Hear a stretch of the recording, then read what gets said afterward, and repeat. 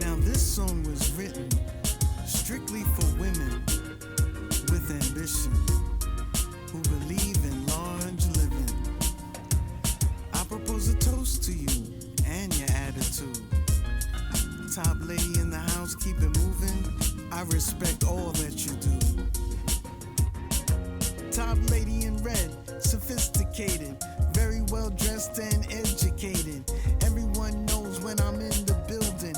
Number one boss chick pulling strings. Up the corporate ladder, yes, watch me rise. CEO of my enterprise. Ready for success, I'm strictly biz. Grown and sexy with a slow gin fizz. Top ladies represent Mercedes. The money spent, ain't nothing else going on but the rent. Go crazy with the gentlemen.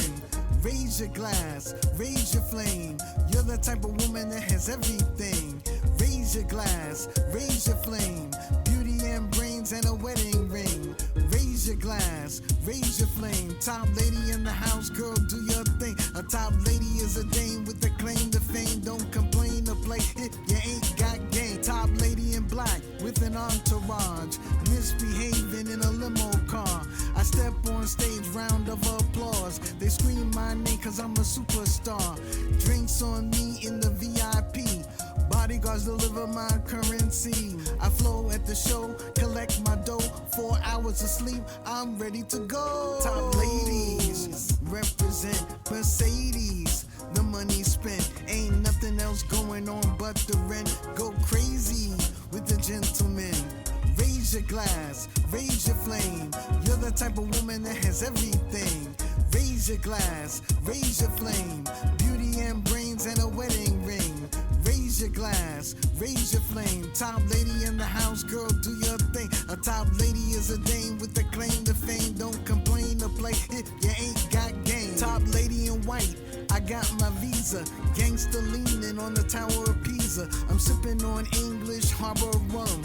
Calypso dancing and Caribbean drums. To the land of the lion and Zulu kicks.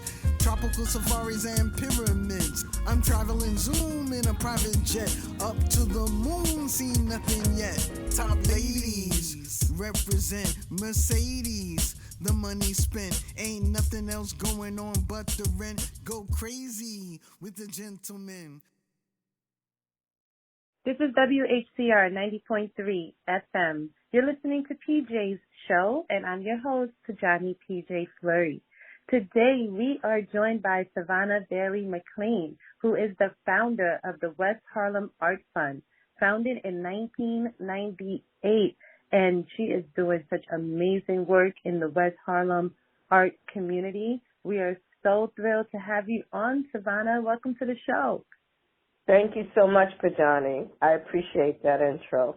You're very welcome. You're one of the few people that actually call me Pojanee and not PJ. I appreciate it. Makes me feel grown. So, yes, SAVONA, please. It's been a long time coming. I met you, I would say now about a couple of years ago.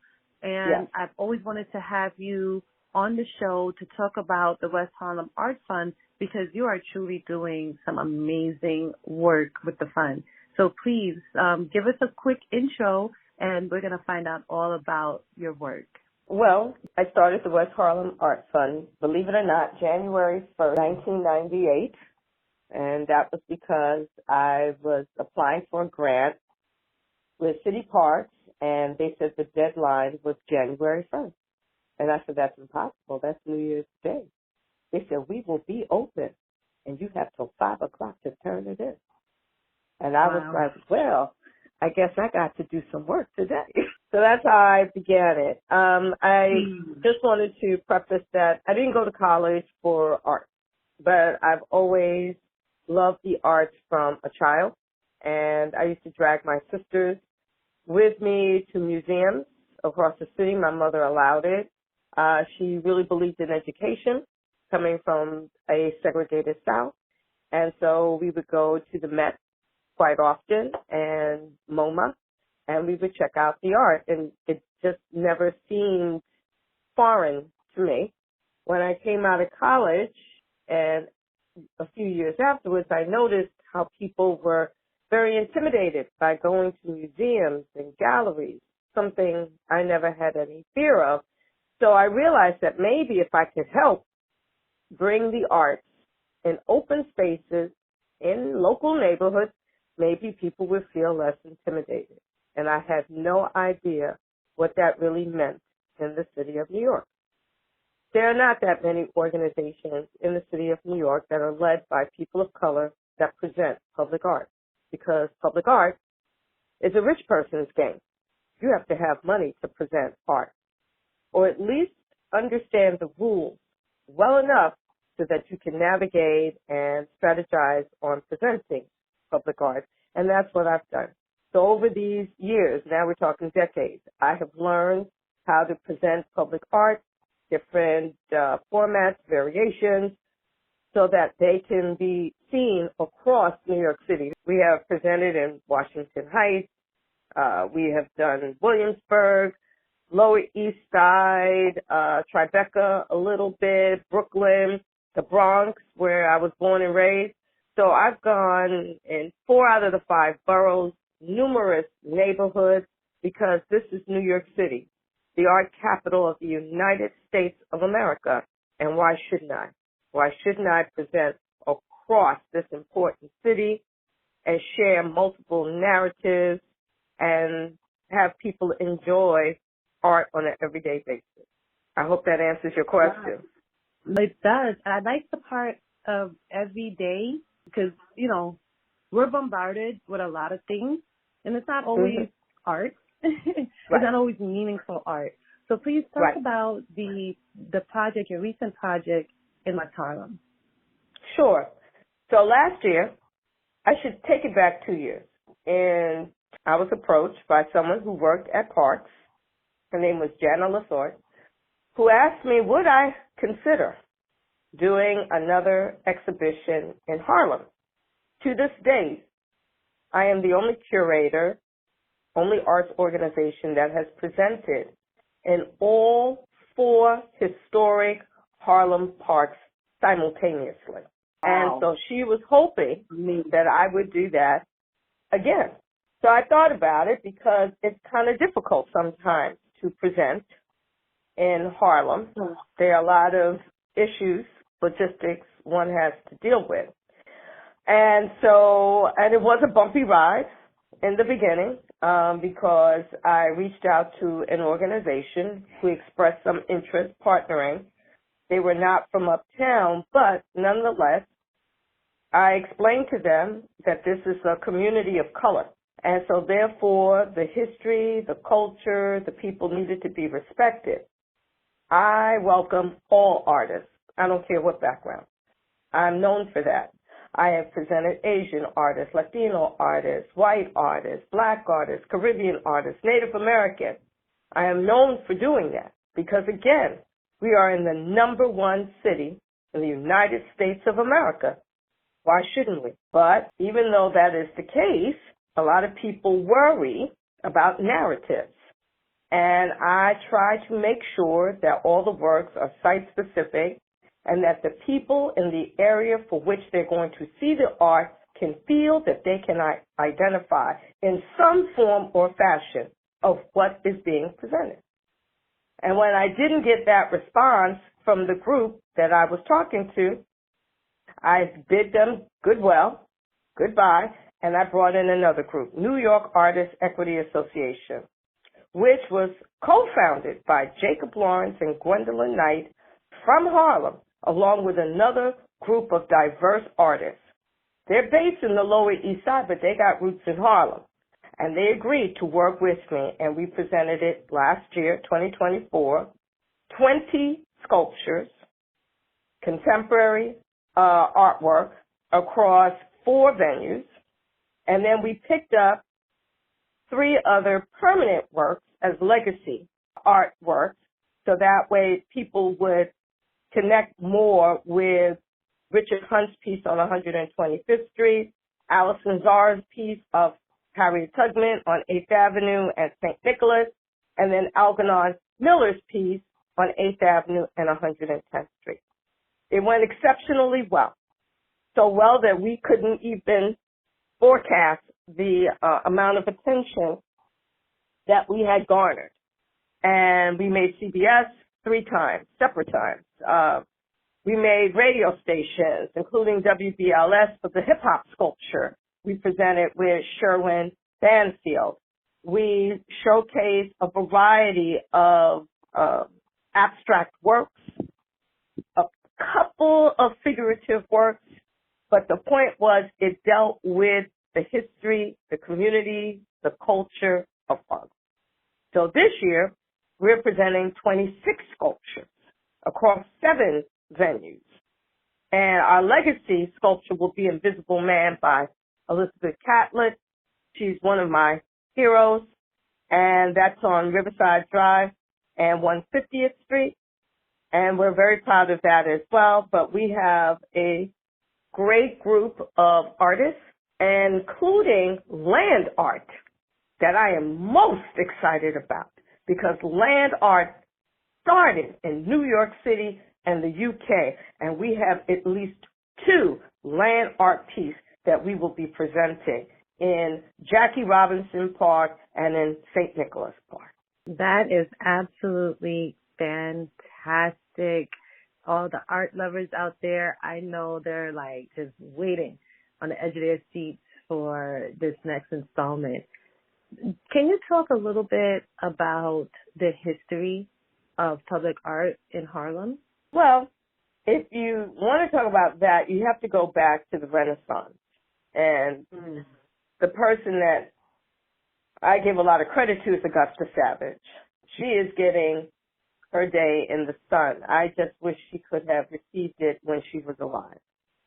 She came up during the Black migration. She always loved modeling with clay. Her father was very religious and thought that her making animal shapes and people shapes was anti-religious and did not understand. But she got to go to Cooper Union and on a full scholarship, and she grew from there.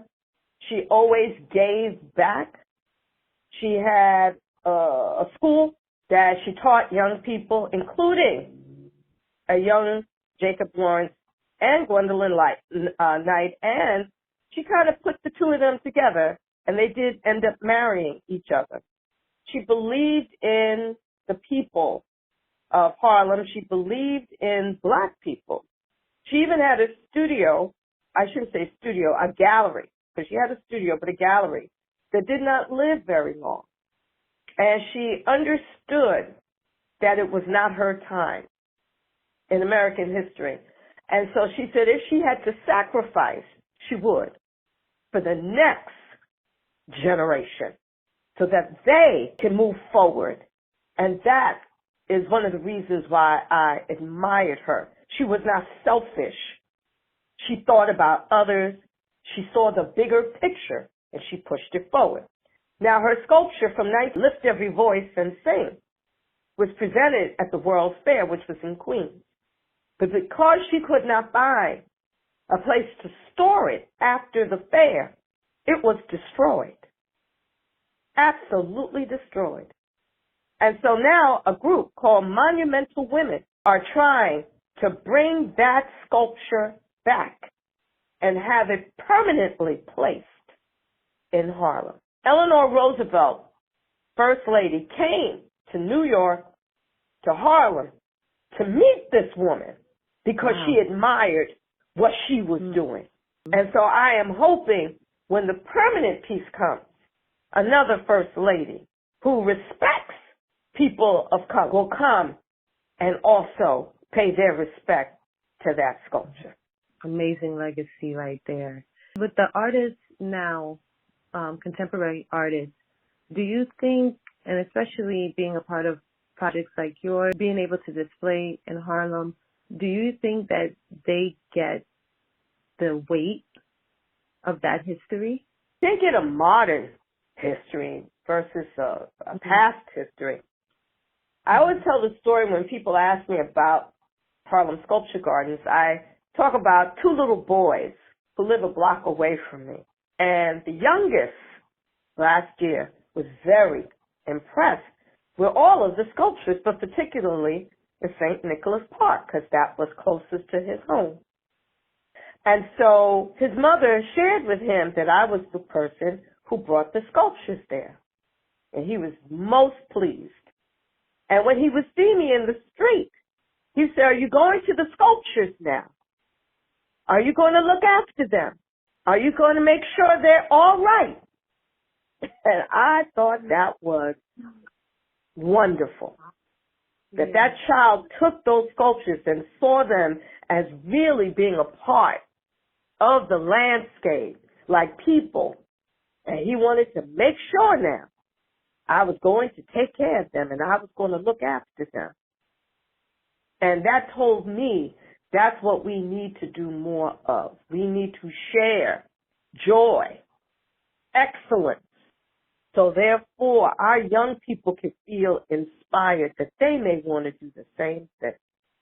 So I'm more focused on the present and the future than just the past. I admire the past, but we also have to pay attention to the present and the future. And when you get young people to do that, including another group of teens who were so happy to sit by Carol Eisner's piece and picnic, I know we are doing the right thing. Absolutely. That is so humbling, because sometimes we don't really see what we're doing present day. Sometimes you're not connected. You're just an artist or you're just a curator and you're doing things and you're happy and, your projects are successful. But also understand, Harlem is a historic city, historic district, let's just say, part of the city. And so many people gravitate to Harlem because of the history, what it means for our culture, especially West Harlem. So I always go there. I always go historical. But you're right, present. Because once we stay present, we can do more and, more holistically as well. So thank you for that. That is amazing. And in this present day, there is a lot that's going on.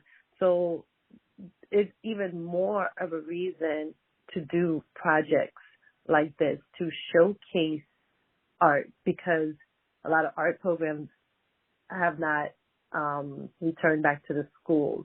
Some have, because people have, brought that up and said, hey, we need art back in schools.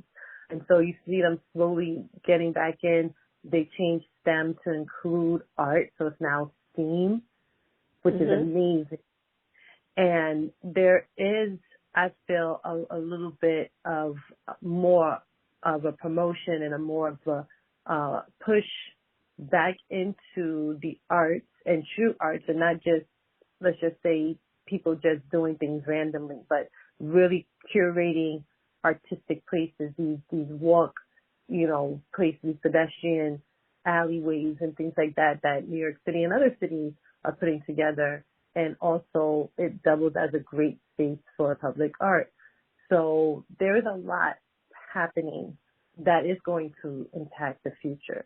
So I'm very happy that we went there. So what do you envision would be the future of art, and maybe put it in the context of art in West Harlem specifically? Well, not so much that, because we are living in some interesting times, to say the least, being kind. So I was asked last year, what other areas I wanted to push. And it was in observing people wanting to sit by the sculptures, lay down by the sculptures, picnic near the sculptures, that I said, we need furniture. We need outdoor furniture. And so I am proud to say this past winter I was able to assemble some people, and we started a fabrication studio And we have completed 2 benches. We're about to work on the 3rd bench. And 2 of those benches will be in the parks. One in St. Nicholas, one in Morningside. And we built it ourselves. Wow. And because of that, I was also approached by Congressman Espaillat's office to consider, expanding on that concept. And we're trying to launch a fabrication studio in Harlem. Wood, metal, ceramics, and digital. This would be the first fabrication studio, if we are able to get funding, that would be managed entirely by people of color who happen to live in the congressional district, who are local, regional, and New York centric, and are quite qualified to do the work. And we are also going to have demonstrations so that people can see different techniques that would benefit both artists looking to expand their practice, but for average New Yorkers wishing to do things with their hands. So Saturday, April 19th, we will be in Brooklyn to see a Shoshujiban demonstration because our artist, Bridget Conway, who will be doing the land art piece, Grid Lines, will be demonstrating that Japanese technique. And then we're trying to finalize today a couple of dates so that, therefore, average New Yorkers, Harlemites, can take advantage to learn how to do basic measurements, how to use hand tools, how to maybe fabricate a kite, which is easy to do, but you can do it yourself and fly it in our parks, have joy in your life, help you to connect to the bigger works that will be presented in May. So that is our next step, design. And that's the power of staying present. Because by doing this, just to let you know, by doing this fabrication studio, I learned last year, and I have to thank City College very much, and their Charles D. Rangel Workforce Infrastructure Initiative, who kind of pushed me to take a class. And so I have my OSHA and SST certification. I have basic carpentry, 30 hours. I have basic electrical and drone piloting training. I did all of that last year. So that I could speak. Oh my gosh. I can speak from experience, and I can drill with an impact drill. I love those impact drills. And I've had women telling me, can I take them classes? Can I do it? The skill set for trades, cross, architecture, design, public art, and land management. It's the crossing of the skills that offers opportunities, and that includes workforce development. So we are trying not to just focus on art, but how people can have skills that could cross all of those disciplines. Because in architecture, you need people who could do those skills. I didn't know that carpenters deal with concrete. And for most of our sculptures, we need concrete footings and bases.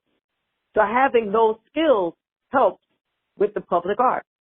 We found that there were some impacts in the parks that had to do with climate change.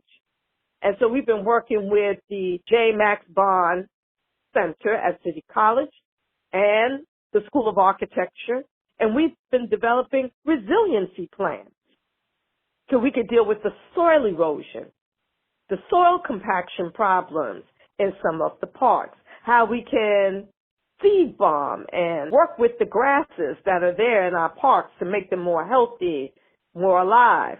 And so it's working with all of these skills and understanding that they blend this sort of hybrid models that's offering even more opportunity than just the end result, which is a sculpture. Yes, and When you were talking about furniture and how that could be another creative aspect, because you're an artist yourself, but different. You're like a creative for the community, and you're forward thinking. And I'm an inventor. I would say I'm a creative, and I'm also an inventor, I would say. But my inventing skills come from this space of wanting to be creative, right? And look at the world around me and think about it in a different way, through a different lens, my own lens, right? Right. And when I went to the U.S. Patent and Trade Office, I was able to go on a day trip to the USPTO and got a tour of the building of the headquarters in Virginia. And I was with a group, National Inventor Club, and it was the first of its kind. And we took this tour, and there was a point within the tour where they gave us a good tour of the building. And in that tour of the building, they were pointing out chairs and couches and what invention number it had, the U.S. patent number of it, and who invented it, and the design. And they were commenting. And at the time, I was like, guys, you're showing us these chairs. But now it's kind of like, you know how certain things connect? So right now, it's connecting in terms of weight in general. Art is very connected to intellectual property, right? Huge IP when you want to protect your work. And so I don't think enough, and people in our community are thinking about intellectual property or IP. We're not thinking about IP when we design something like this. So I want to put that out there, because then you'll like our sculpture, the Beacon. The Beacon weighs 2,000 pounds, and it's a team that's responsible for it. Lead artist, Siobhan Neckel. Fabricators, the Beam Center, which is a youth educational organization that did the fabrication. And what is the Beacon? The Beacon highlights Lewis Lattimore and his invention of the filament that was the center of Thomas Edison's light bulb. Yes. Mm-hmm. And we are using solar panels, so therefore it can light in the evening. So we're thinking the same way. It's all about intelligence, innovation, design. We're thinking the same identical way. That piece will come a little later in June, because it's coming from L.A. It's been on tour. It's in L.A., but we will have it there at Montefiore Park at 136 and Broadway. And people are excited who know about the project. One of the sponsors is Broadway Mall Association. And folks can't wait to see this huge piece, beautifully done in partnership, not just with Beam Center, but with the Lewis Lattimore Museum in Queens. So therefore, people could get that education about how we, too. Yes, sis, that's a big part of my work. And I'm going to connect you with James Howard, who is working on the first Black Inventors Hall of Fame Museum, and that's going to be located in West Orange, New Jersey. He's still in planning and fundraising right now, but he has secured the land and the building. And James Howard is also a design expert. He actually teaches a course in design thinking. So this brother is so astute and so passionate about Black inventing, Black inventors, and creating spaces for that to continue to happen. And I think STEAM is so, so, so important. You're right. These things have to happen across disciplines, because there are artists that are using these really high technical skills. Yes. That is amazing. Yes. But we need more. Public art is very expensive. Like I mentioned before, you have a lot of wealthier groups who engage, who can get support from foundations or galleries. And in neighborhoods of color or in communities that are just average communities with people in them, it's not that easy to get support. And so a lot of artists of color are not able to fabricate public art. A lot of artists of color stick with two-dimensional art. So we have an overabundance of artists who do two-dimensional art, but not three-dimensional or installation or land art, which makes it extremely competitive in New York City if you're trying to get representation, not even an opportunity to present, just representation. We have a finite amount of galleries. I would say New York City has about 500, maybe. That's a good number. If each gallery represents about 40 artists, you could do the math. And given that we're in a city with close to 9 million people, and let's just say a quarter of those people are creative or artistic, it makes competition even more fierce. And so how do you help make the playing field a little bit more? So you need resources like fabrication studios. You need resources of colleges that could provide technical information that you might need in order so that you can present to make yourself more competitive and therefore maybe catch the attention of a gallery. If not in New York, there are a lot of good galleries in Chicago, California, even in Texas, Florida, Maryland, Tennessee, Boston. We don't have to limit ourselves. We have access to an entire country. So we have to step up, grow in order so that we can thrive as individuals in this country. Yes, absolutely. Such an amazing conversation. We're going to take a short musical break, and we'll be right back. This is WHCR 90.3 FM.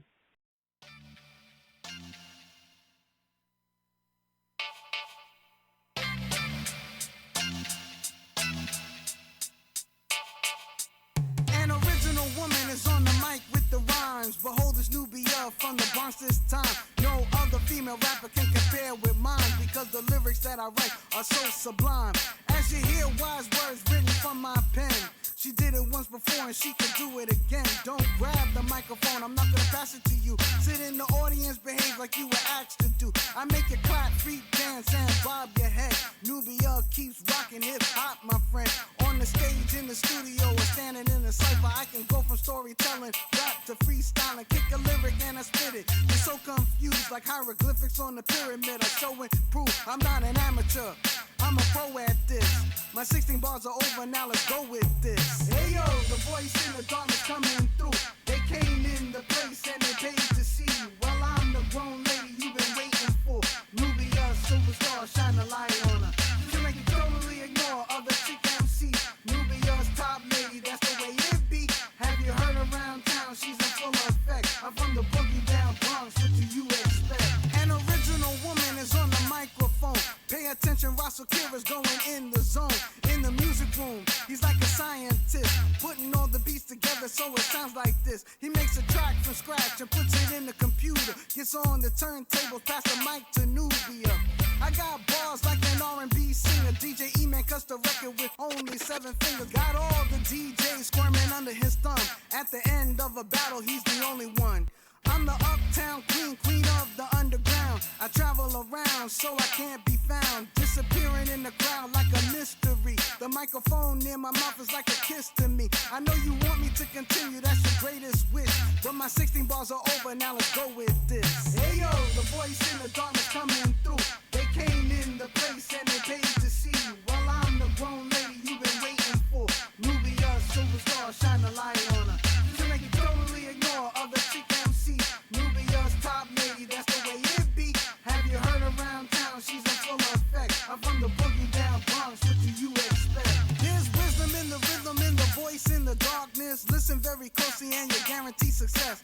To be or not to be is the decision. Fast forward to the future, to the core of the prison. Focus with foresight at a light year's distance. Put the truth in my rhyme like 1 Corinthians. I I suggest you pay attention and let the truth linger, cause the messenger will poof as a snap of a finger. There and then you check again. Douse your eyes with Visine to clear your blurry vision. The blessed black one has spoken. She did a 360, broke north like a loose Newport. You're all caught up in the aura of the audio, produced by the voice, flip the script in my portfolio. And then you hopelessly collapse, relax. The lyrics are so potent, you're forced to relapse into a deep sleep sedated by my chemistry. Finally you revive us in your mind like a memory. Make your head go bopping up and down just like this. You're forever possessed by the voice in the darkness. Hey yo, the voice in the darkness coming through. They came in the place and they paid to see you. Well, I'm the grown lady you've been waiting for. NUBiA, superstar, shine a light on her. You make totally ignore other chick MC. NUBiA's top lady, that's the way it be. Have you heard around town? She's in full effect. I'm from the boogie down Bronx, what do you expect?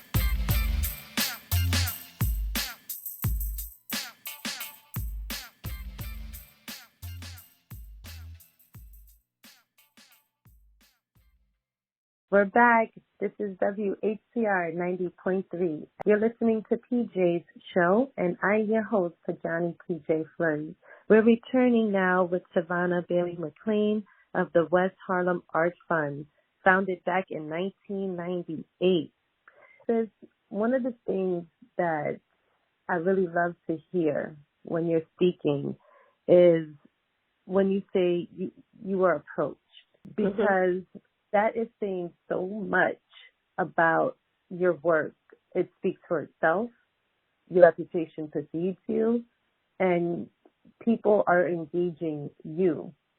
Talk about how that one makes you feel, makes you understand the level of work that you've been able to accomplish, but also what curators can learn from you as they're also wanting to be in the space, present art at any level. What advice would you give? All right. You're making me think. So I specialize in public art primarily, though I have done gallery exhibitions, historic houses. I'm not limited to just public art, but that's what I do primarily. And there are basically 3 agencies primarily that one deals with when you're doing public art. If you're on public land, you can negotiate on your own with private property owners, developers for public art. So therefore, there are no rules, just between you and that individual or group, you do what you want. But for most organizations, they're on public land. The city of New York demands that you make your presentation site-specific. So therefore, the general public can benefit from what you're doing, and they want them to connect to it, which I mentioned before, trying to make sure that people can connect in some form or fashion what you are trying to do. So my process is I walk. If I'm going to do a project and an area has been selected, I walk it. I walk a neighborhood. I want to understand what it means for others who live there. I research all the time, every day. I've turned into a history buff, and so I'm not just about New York City, but it's about time periods, movements, economics, because that too plays a role in this country, and it's understanding all of those dynamics. So when I do an open call and review the works, I want some element to be there. Sometimes an artist may not have a great piece, but their concept is very good. It just needs more support in fleshing that out. And I spend time talking with artists about what they're doing, if it needs to be modified, how can we change it, how can we expand it, how do we share that narrative. So that, I think, for public art, which is going to probably be big in the coming years, because as museums become more expensive for people to attend with entrance fees that may not be family friendly, having things in the public sphere will be, a good thing for people. And it allows them to come close to the artwork and maybe touch it and spend time with it that they may not be able to inside a museum or gallery. So I tell people, get to know the area in which you are hoping to present. Talk to the people. Listen to their stories. They will tell you a lot. I've learned a lot from people in this city. Food could be connected to it. Colors could be connected to it. You never know, but you got to be open to that. And language, too, is important. History. So all of that I take into consideration when I'm trying to present. Sometimes I may not have a deep thought other than the piece is attractive, and that too means something. And I may showcase that because it is just attractive. And why shouldn't we have that kind of beauty across the city and not just in the wealthier neighborhoods? So that's what I would suggest to anyone. And the last bit of advice for anyone that's interested in public art, do not limit yourself to murals. That seems to be the genre we get pushed into if we do public art. A mural, where somebody can come later and then paint over what you've done. Destroy it. So I suggest three-dimensional installations, sculpture, even performance, where you control it, where you determine how long it gets to be seen and when it gets to be seen, versus somebody else who may come later and then just try to of your experience. So that I would highly share with artists and curators to think beyond just murals. Great. That was a wealth of information. Thank you for that. Mm-hmm. I want to comment also that you mentioned that digital was one of the mediums that would possibly be included in this workforce development fabrication house in Harlem. How important is it to include the digital art? 3D printing. I'm talking about 3D printing. I'm not talking about some of the other areas that people are trying to, the NFTs. I'm not talking about NFTs. I'm not talking about that. I'm formally talking about 3D printing, because 3D printing is really quite hot if you understand, if you know how to produce it. I always like to compare it to Star Trek and the replicator, especially when Jean-Luc Picard would say he wants his Earl Grey tea. It's a box that can replicate what you're looking for. And it involves some understanding of different technologies and platforms.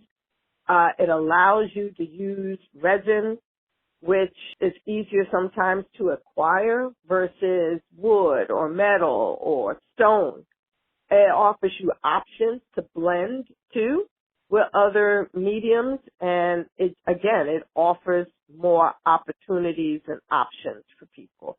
So we're hoping to get some 3D printers, and we're hoping that we can encourage others to learn how to use those machines to their benefit. We have one sculpture that we're very proud of, and for which I credit myself as being one of the artists, and that is Place of the Rushes.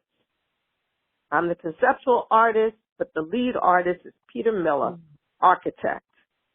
And that piece is about 8 feet tall, 7 feet wide, and it's made, the frame is out of aluminum, and we just received our aluminum shipment last week.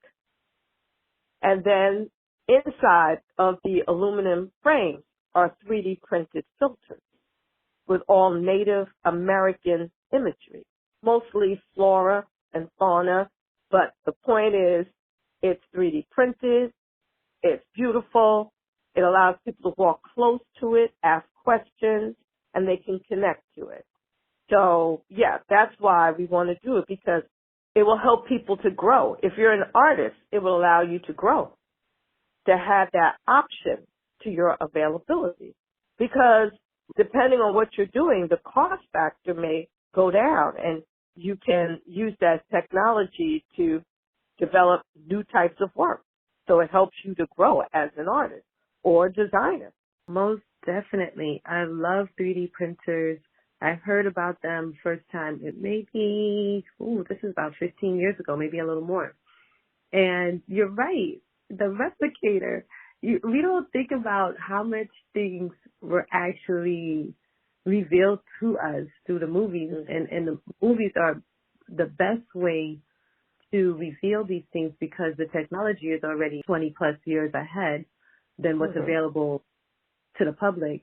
So the movies are a perfect way to kind of test the market almost, I would say. But science fiction as a genre has always pushed society to be more open-minded about the future. I am a Star Wars kid, Star Trek kid. They love to say, if you like Star Wars, you didn't like Star Trek. Man, I loved it both.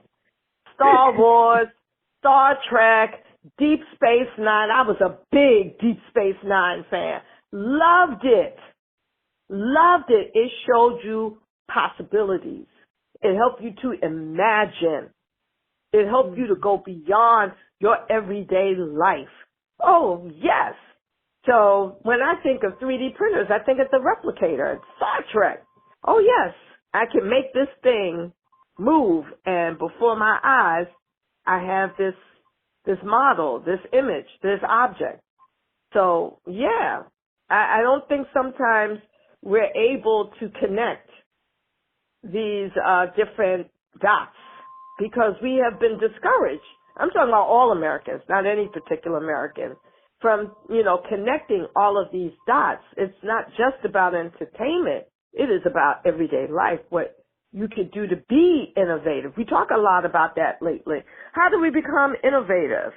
Well, it starts from there, having somebody spark some imagination and expanding narratives instead of narrowing narratives or erasing history or erasing accomplishments. That's not what's going to do it. You want the opposite effect. You want to be inclusive, not, restrictive. Absolutely. I can't agree with you more. I'll share a little bit about my story. It is in my book about my dad, who is an inventor. And when I was little, I would think about things and I would tell him. And he would actually take me seriously and really talk about my idea, why it would work, why maybe it possibly wouldn't work, because he had a technical mind. He was a welder. He was an electrician. He was one of, from that generation with people that had like all these skills. I mean, coming from Haiti, making his own radio and just thinking outside the box due to necessity, right? And he would take me seriously. That was like, I think, the biggest thing that shaped me into who I am today, that my ideas weren't just brushed off. He actually took the time to think about it, come back with feedback and everything. And so that really helped me to develop that skill. So I would want to do it more. I want to talk to my dad about this. I had a new idea. I know who I could go to talk to about it. If you don't have that and that part of creativity is stagnated and maybe put in a box into math, science, technology even, right? We're talking about children now today. And that creativity is not cultivated in people like you who are thinking outside the box, like, okay, technology, but how can technology connect to art? Connecting these dots are so important. We're so lucky to have you. The West Harlem Fund has been doing tremendous work since 9. And so for these installations this summer, how can people find out where exactly the 7 locations? We have 7 sites. So we're going to start putting out posters. We have beautiful posters that was done by a young gentleman, upstate New York, Roaring, and just sent them this morning. So we're going to start printing and putting some posters up in some restaurants and cafes to also support the local businesses in the area. And we do have a website, harlemsculpturegarden.com. We're going to have QR codes on the lawn signs next to each art piece, so therefore people can walk and scan and learn about each individual artist. But we want to make it more like a walk, where you get to walk through. And you can walk from Morningside to St. Nicholas to Jackie Robinson. We did it on purpose. I wanted it linear. So we used 3 of the historic Harlem parks where you can walk linear, one site to the next site to the next site. And then going a little further west, we have Montefiore on Broadway. We're going to be partnering with the Broadway malls at 148th Street. And inside the malls in Broadway, we have a Dominican artist, Ileana Emilia Garcia. We've worked together many times before. She wanted to do that piece on Broadway because she wanted to connect with the Dominican community. And last year, they supported us when we did that hip-hop sculpture on DJ Cool Red Alert. I mean, it was phenomenal. We had a press conference. 100 people showed up. I never saw so many photographers. And they were telling us they loved it. They loved seeing the art. And then we are picking up the legacy piece on Riverside Drive, Elizabeth Catlett, and then we're doing a small garden, Maggie's Garden on 149th Street with a small piece there. So, yes, we're going more west from St. Nicholas, Bradhurst Avenue, going to Riverside Drive, but the website, harlemsculpturegardens.com. People can start checking out this weekend, and they can get the updated version of what will be shown this year. Wow. So amazing. This is such an amazing project. I can't even wait myself to see all of the sculptures. Please share the website address again. harlemsculpturegardens.com. Very simple. Okay, got it. harlemsculpturegardens.com. Please go and visit that and support all the amazing artists a part of this project. Support Savannah, who is an artist. Okay, did not know. And I think also the community is your canvas. As you say, you go around and you canvas the neighborhood and see exactly how this work of art is going to impact not just the local community. I think you're also thinking larger, the larger impact. So just congratulations and thank you for your amazing work. I really, truly, I'm so happy that I was able to do this deep dive because you're a true gem for the West Harlem community. So thank you so much. Thank you. This is WHCR 90.3 FM. This is PJ Show. I'm your host, Pojanee PJ Fleury.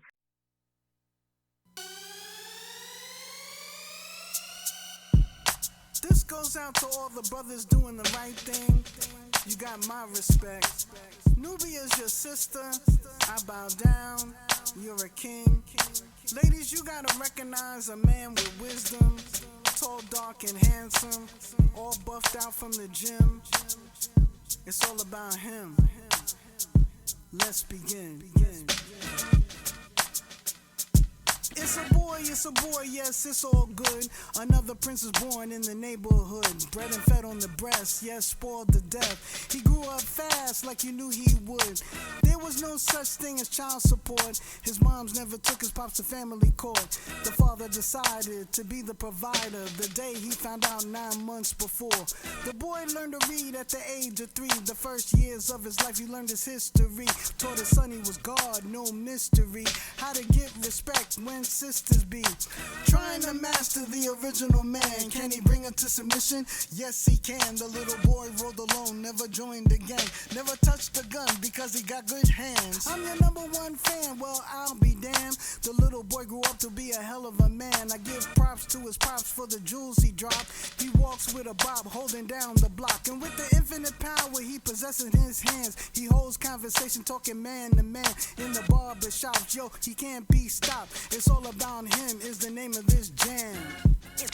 It's all about him. It's all about him. It's all about him. It's all about him. Real men get together just to show and prove loyalty to death, never break the rules. Ladies, check your attitude so you won't lose. He got the right to peruse, pick, choose, and refuse. He's everything a man is supposed to be, a winner and a pillar of society, conscious and righteous, born to lead. Hopefully you'll be the queen that he needs. He's the head of the household, respect is due. You don't want to raise a child alone now, do you? Your son needs his pops for him to teach how to go through life, stay off the streets. He's a king in the eyes of your little girl. Remember, he's the first man, in her world. The man you pick is the man you win. Ladies, learn to submit because it's all about him. I'm your number one fan, well, I'll be damned. The little boy grew up to be a hell of a man. I give props to his pops for the jewels he dropped. He walks with a bop, holding down the block. And with the infinite power he possesses in his hands, he holds conversation, talking man to man. In the barber shops, yo, he can't be stopped. It's all about him is the name of this jam. It's all about him. It's all about him. It's all about him.